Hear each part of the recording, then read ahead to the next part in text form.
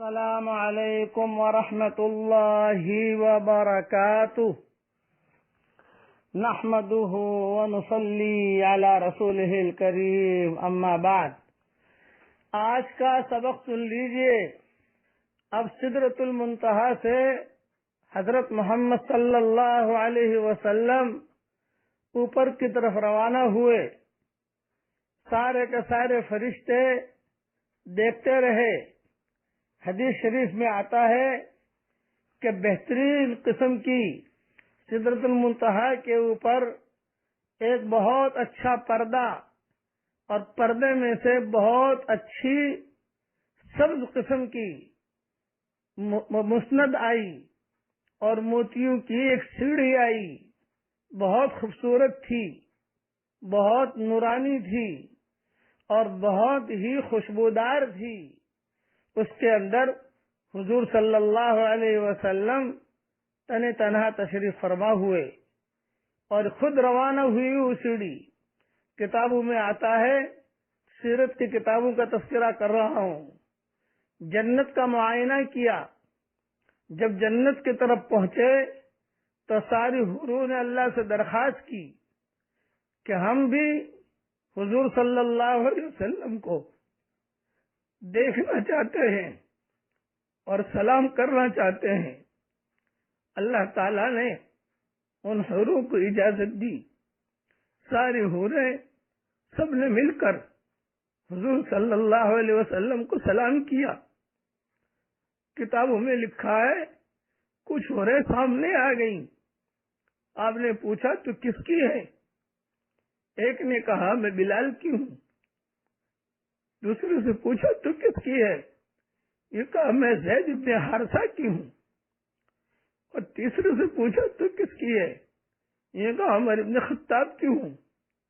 واپس جب تشریف لائے تو حضور صلی اللہ علیہ وسلم نے یہ باتیں نجی مجلس میں بتائی، لیکن یہ جو میں عرض کر رہا ہوں یہ کوئی بخاری مسلم میں نہیں ہے، سیرت کی کتابوں میں یہ چیزیں ملتی ہیں۔ پھر جہنم دیکھی، جہنم کا معائنہ کیا، دعا مانگتے رہے کہ اللہ میری امت کو جنت میں داخل فرمانا، میری امت کو جہنم سے بچانا۔ پھر اوپر چڑھ کر صریف اقلام کو دیکھا، لوح محفوظ کو دیکھا۔ صریف اقلام کا مطلب یہ ہے قلم جو تقدیر لکھتی رہتی ہے۔ تو آپ فرماتے تھے کہ میں نے صریف اقلام کو دیکھا اور اس کے چلنے کی کھٹ کھٹ کھٹ کھٹ کی آواز بھی سنی۔ قلم جو لکھتی ہے سب کی تقدیریں، کون مرے گا، کون جیے گا، کس کو کتنا پیسہ ملے گا، کس کو کتنے بچے ہوں گے، کون اسلام کی حالت میں مرے گا، کون شرک کی حالت میں مرے گا، یہ ساری کی ساری چیزیں دیکھ کر اب حضور اکرم صلی اللہ علیہ وسلم اوپر روانہ ہوئے۔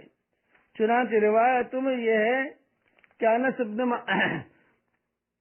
حضور صلی اللہ علیہ وسلم خود فرماتے تھے کہ سواری کے لیے معراج کی رات میں ایک بہترین قسم کی سیڑھی اتری، آپ اس پر بیٹھ گئے، پھر آپ بلند کیے گئے یہاں تک کہ اپنے پروردگار کے قریب پہنچے۔ انس بن مالک کی روایت میں یہ ہے کہ میرے لیے آسمان کا ایک دروازہ کھولا گیا، یہ بڑا دروازہ تھا، اوپر اس کے اوپر بادل کی شکل میں نے نور اعظم کو دیکھا اور پردہ میں سے موتیوں کی ایک رف یہ آئی، مسند کو دیکھا، اور پھر اللہ تعالیٰ نے جو کلام کرنا چاہا وہ مجھ سے کلام فرمایا۔ آگے بڑھ کر بہت بڑا بادل دیکھا، بادل کے اندر خود حضور صلی اللہ علیہ وسلم تشریف لے جا رہے ہیں۔ عرش دیکھا، کرسی دیکھی۔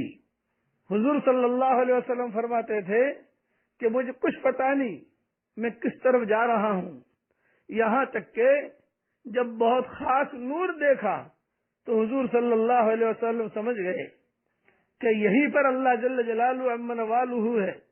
چنانچہ حضور صلی اللہ علیہ وسلم جب بہت قریب پہنچے تو علماء نے لکھا ہے کہ حضور صلی اللہ علیہ وسلم سے اللہ تعالیٰ نے بلا واسطہ، کوئی واسطہ نہیں، آنکھوں میں آنکھیں ڈال کر بات کی۔ لیکن جب پتہ چلا کہ بس یہی اللہ ہے تو حضور صلی اللہ علیہ وسلم فوراً سجدے میں گر گئے اور اللہ تعالیٰ کی تعریف بیان کی. فکان قاب قوسین او ادنا، قرآن شریف میں ہے فکان قاب قوسین او ادنا. قاب قوسین کا مطلب یہ ہے، عربوں میں جب لڑائیاں ہوتی تھی اور عرب جب صلح کر لیتے تھے تو دو لکڑیوں کو ملا دیتے تھے کہ دو لکڑیاں مل گئی، اب ہماری صلح ہو گئی، اب کبھی بھی ہم لڑیں گے نہیں. تو حضور صلی اللہ علیہ وسلم اللہ تعالیٰ سے اتنے قریب ہوئے، اتنے قریب ہوئے، اتنے قریب ہوئے جیسے دو لکڑیاں ہوتی ہیں. ایک تفسیر علماء نے یہ بھی لکھی ہے، میرے والد صاحب رحمۃ اللہ علیہ کو میں نے بھرے مجموع میں تفسیر کرتے ہوئے سنا ہے اور لاکھوں علماء ان کا بیان سنتے تھے، بار بار یہ تفسیر کرتے تھے کہ فکان قاب قوسین او ادنا فاوحى الى عبده ما اوحى ما كذب الفؤاد ما راى افتمارونه على ما يرى. یہ اس کی سورہ نجم کی آیتیں ہیں. بہت قریب ہو کر راز و نیاز کی باتیں ہوئی.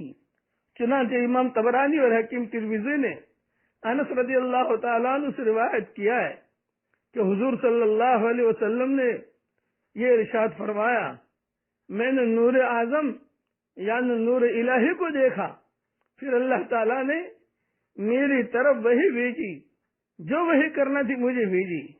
اب حضور صلی اللہ علیہ وسلم اللہ کے دربار میں حاضر ہیں. اللہ تعالیٰ نے 17 ہدیے دیے ہیں. 17 ہدیے میں نہیں بیان کروں گا، اس لیے کہ 17 ہدیے بیان کرنے میں تقریباً 20-25 دن اور جائیں گے مجھے. میں صرف 3 ہدیے بیان کروں گا جو بڑے بڑے حضور صلی اللہ علیہ وسلم کو ملے ہیں. لیکن حضور صلی اللہ علیہ وسلم نے اللہ سے درخواست کی، راز و نیاز میں بہت چپکے سے ایک بہت عظیم درخواست کی حضور صلی اللہ علیہ وسلم نے. بقیہ تفصیل میں انشاءاللہ کل عرض کروں گا. آج تو میری رائے یہ ہے کہ جتنا مجمع بیان سن رہا ہے 100 مرتبہ جو درود آپ کو یاد ہو وہ درود پڑھ لینا. یا رب صلی وسلم دائما ابدا علی حبیبک خیر الخلق کلہم. اے اللہ، حضرت محمد صلی اللہ علیہ وسلم کی سنتوں پر چلنے کی تو ہمیں توفیق عطا فرما. اب کل سے جو ہدیے ملے ہیں آسمانوں پر وہ عرض کروں گا، اور جو راز و نیاز کی باتیں ہوئی ہیں وہ عرض کروں گا انشاءاللہ. اللہ تعالی ہم سب کو حضرت محمد صلی اللہ علیہ وسلم کی سنتوں کو پھیلانے کی بھی ہم سب کو توفیق دے. آمین آمین. والسلام علیکم ورحمۃ اللہ وبرکاتہ. وآخر دعوانا ان الحمد للہ رب العالمین.